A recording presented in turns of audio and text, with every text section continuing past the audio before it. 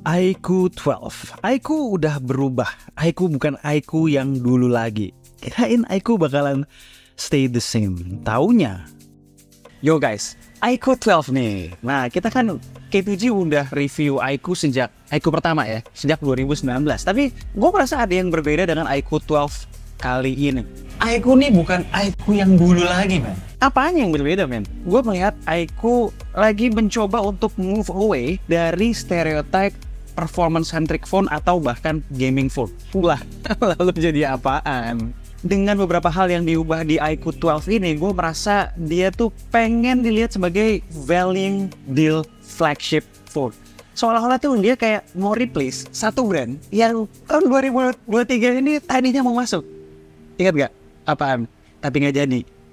Ya itulah pokoknya yang depannya OO itu. Dan hasil pengetesan kita selama 2 minggu ini kan merepresentasikan hal tersebut. Benar gak? Ya, alright, langsung aja kita lihat. Let's go.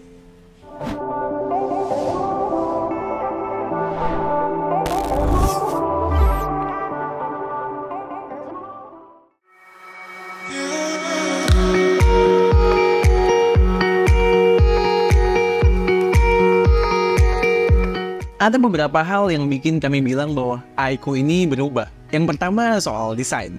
Tren desain HP flagship akhir-akhir ini apa sih? Konsep less is more. Lo lihat nih, perbedaan iQOO 12 dengan pendahulunya iQOO 11. iQOO 12 jelas lebih simpel, lebih elegan juga, lebih nggak rame dengan aksen ini itu yang seolah bersaing untuk atensi penggunanya. Modul kameranya simplified, lalu hilang sudah stripes BMW M yang melintang secara vertikal dari iQOO 7 sampai 11. Digantikan simple stripes kecil persis seperti di logo BMW M. Dan goodbye to vegan leather back cover, welcome glass.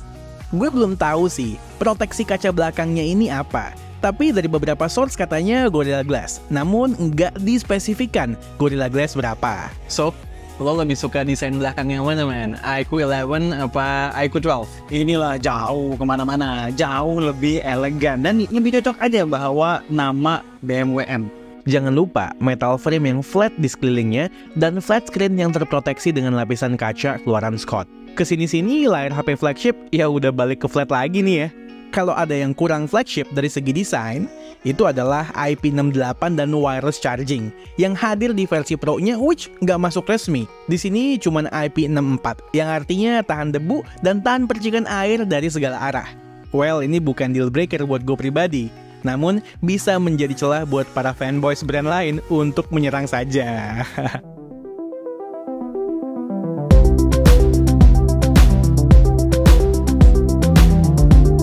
Hal kedua kenapa kita menyebut iQOO ini berubah adalah gara-gara kameranya juga. Setidaknya di atas kertas ya speknya ya. Tapi kemarin kok kita coba sempat jepret banyak-banyak foto banget men ya. Dan hasilnya itu menurut gue bagus. Mungkin lebih jauh lo bisa coba share deh men ke audiens kita. By spek, kalau kalian cuma taunya sensor IMX, dan IMX, bakal mikir ini spek kameranya nggak keren. Well, ada 2 bintang lapangan di sini. Dan dua-duanya datang dari OmniVision. Main kameranya pakai OmniVision OV50H dan Tele 3X periskopnya apalagi kalau bukan satu sensor yang gua rasa udah diborong nih sama BBK Group. OmniVision OV64B. Yes, sensor yang udah beberapa kali kita lihat dan dipasang sebagai sensor kamera tele dan kita semua tahu ya mampu menghasilkan image yang luar biasa. Untuk yang OV50H juga bukan main-main loh. Gue sempat baca rumor ini adalah sensor yang bakal ditaruh di P70 Pro. Hasilnya, kameranya punya potensi menghasilkan foto maupun video yang bagus, flagship grade. Detailnya bagus, dynamic range top di good light. Lalu ketika kita switch ke telenya, well, sensor OV64B di lensa periskop udah ketebak hasilnya. Gue jamin bakalan ketagihan ya, moto portrait dengan lensa telenya. Separasinya termasuk rapih dan image quality-nya top. Jepret foto di luar optical range-nya pun misalnya di 5x, hasilnya masih bagus banget. Kalau 10 kali gimana? Ya asal nggak di pixel peep hasilnya masih sosmed ready guys. Ngomongin lensa tele, gue sempat coba compare dikit versus iPhone 15 Pro Max. Di 3x zoom, sesuai ekspektasi iQOO 12 lebih unggul karena optical, ya kan? 15 Pro Max yang hanya digital kalah secara detail, dan warna pun lebih keluar di iQOO 12. Di low light, perbedaan semakin kentara. jepretan iQOO lebih less noise, clear, dan punya dynamic range yang lebih oke. Yang surprising justru di 5x, hybrid zoom iQOO secara detail bisa menyaingi 5x optical zoom di 15 Pro Max pada berbagai sikon pencahayaan. Nice.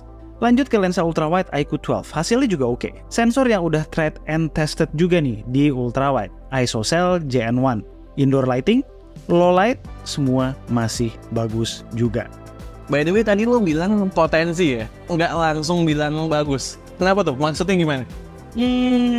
Jadi gini, karena at least di firmware sekarang ini hasilnya belum konsisten dan masih butuh user input untuk menghasilkan image yang luar biasa. Jadi iQOO sekarang, Vivo juga sih di next phones-nya punya 3 mode warna untuk foto. Defaultnya di Vivid, lalu ada pilihan textured dan natural.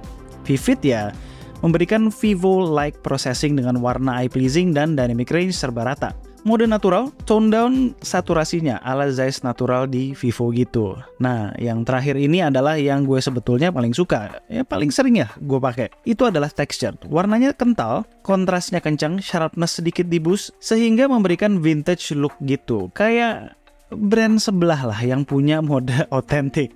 Dan FYI di indoor lighting dan low light menurut gue paling works secara exposure ya mode textured ini. Lebih real, nggak lebay terangnya. Tapi ya balik lagi ke selera masing-masing. Tapi ada beberapa situasi di mana gue nggak dapat foto yang bagus, terutama di semi backlight dalam mode textured ini, dan balik ke Vivid, which sebenarnya adalah pilihan aman. Tapi lagi kalau objek lo gelap kayak Satish, di mode Vivid dia suka boost skin tone ala Vivo dulu gitulah. So balik lagi ke texture kalau objek lo gelap. Inilah yang gue bilang masih butuh user input. Beda situasi, beda mode yang recommended.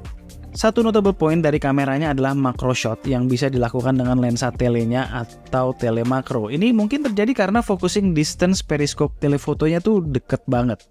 Kurang dekat, switch ke 6x hybrid zoom macro shot dan dapetin hasil yang masih bagus. Oh ya, tips dari gue, kalau butuh hasil foto yang maksimal dan kira-kira objek kalian atau kaliannya nggak banyak bergerak alias punya banyak waktu untuk setup shot, matiin settingan quick photo di settings supaya hasilnya lebih maksimal dan kamera prioritasin image quality daripada fast shutter. Untuk perekaman video, iQOO 12 maksimal bisa merekam up to 8K 30fps. Tapi memang di resolusi paling tinggi ini footage-nya nggak stabil. Lebih cocok untuk objek yang tidak banyak pergerakan. Untuk 4K 60fps-nya seperti yang kalian bisa lihat, footage-nya bagus, stabil, terus gue pantau bitrate-nya juga stabil. Sedangkan untuk 4K 30fps, kelebihannya kita bisa gonta-ganti atau switching lensa antara lensa utama, ultrawide, dan juga tele ketika sedang merekam video. Soal video yang kurang menurut gue adalah kamera selfie-nya. Maksimal cuma bisa di 1080p 30fps, kemudian hasilnya juga kurang banget, jelek. Dan footage-nya pun nggak stabil. Nah ini yang seperti ini harus diperbaiki ya kalau memang benar-benar mau masuk ke kategori flagship. Mudah-mudahan 1-2 hal seperti stabilisasi bisa diperbaiki via software update. Terakhir soal kamera, selfie-nya di good lighting sampai indoor lighting mampu memberikan detail yang oke, dynamic range luas, serta warna yang pas. Beda sama kamera belakang, mode-mode textured vivid tadi nggak bisa di-set di selfie camera ya. Satu lagi yang nggak bisa di kamera selfie adalah night mode-nya. Walaupun begitu, tanpa night mode pun di kondisi indoor lighting aja sih masih ngangkat.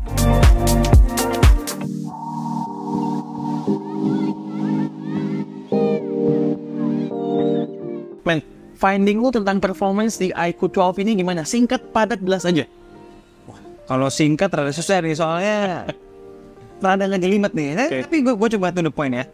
iQOO 12 adalah smartphone dengan SoC Snapdragon 8 Gen 3 pertama di Indonesia. Konsisten dengan pencapaiannya tahun lalu sebagai yang pertama dengan Snapdragon 8 Gen 2. Nah, Snapdragon 8 Gen 3 di sini gini, ini K2G Warcop Gaming Certified. Artinya bisa main game berat walau di kondisi sekitar yang kurang kondusif sekalipun. Nih, lihat. Pada kondisi ruangan non-AC siang-siang dengan suhu ruangan 29 derajat Celcius menggunakan koneksi Wi-Fi, Gue main LOL Wild Rift 2 kali rank match berturut-turut. Total 45 menit lah. Suhu internal tuh naik dari 34 derajat sampai cuma 40 derajat di akhir match kedua. Lalu, tanpa jeda, langsung gue buka Genshin Impact dan main selama 20 menit. Dari 40 derajat tadi, dia perlahan naik sampai 47 derajat di akhir game gue.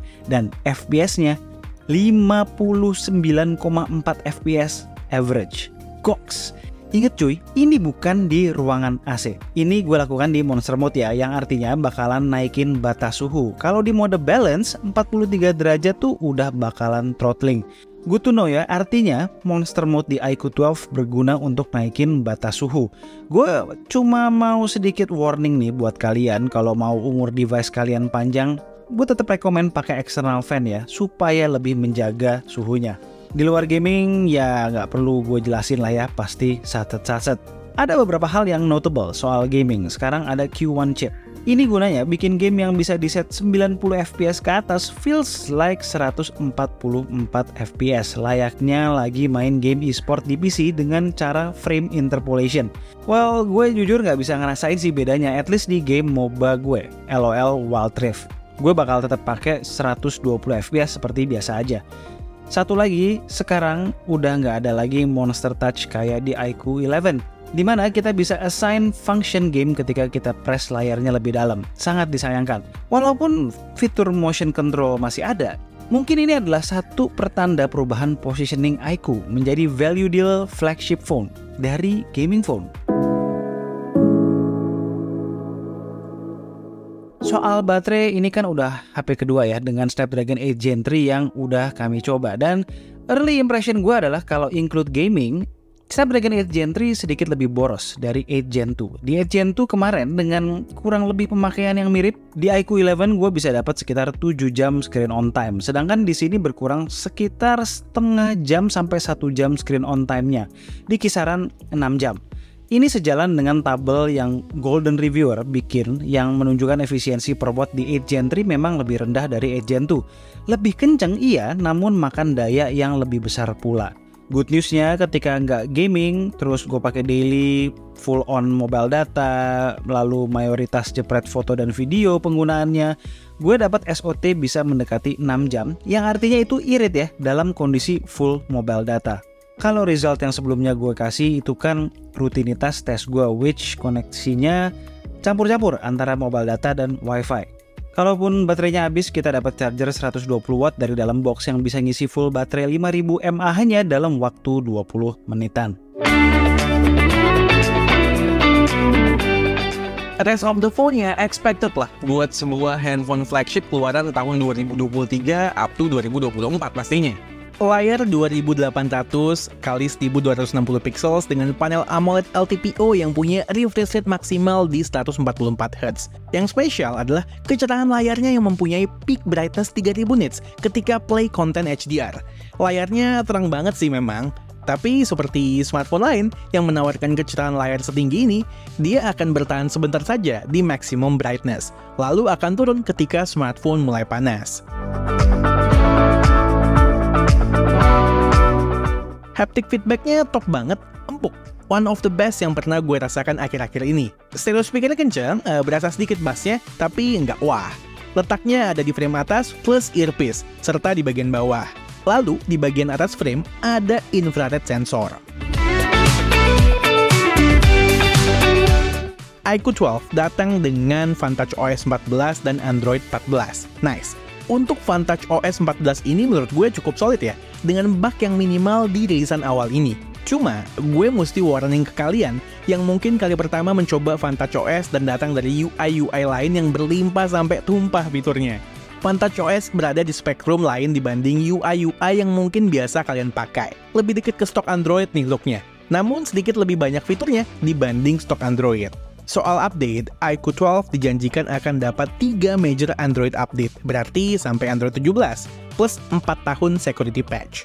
Memang bukan yang terpanjang komitmen update-nya, tapi udah cukup oke dibanding beberapa pesaingnya.